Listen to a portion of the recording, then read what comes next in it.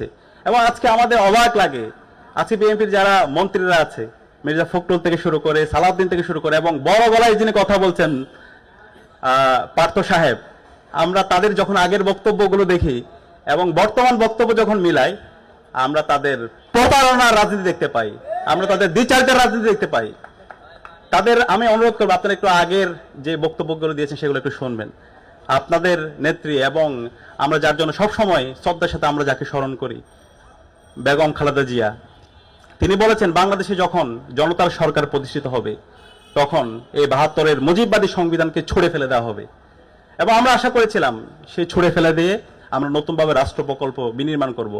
এবং সে সংস্কারের জন্য আপনারাও কথা বলেছেন, আপনাদের রাষ্ট্র সংস্কারের জন্য ৩১ দফা দিয়েছেন। সে ৩১ দফায় আপনারা প্রথম দফায় বলেছেন আপনারা সংবিধান সংস্কার কমিশন গঠন করবেন। কিন্তু আজকে নির্বাচিত 2/3 মেজরিটি পাওয়ার পরে আজকে আপনাদের কথার সুর, আপনাদের গলার সুর পরিবর্তন হয়ে গেছে। আপনারা সম্পূর্ণ দ্বিচারিতামূলক আচরণ করছেন।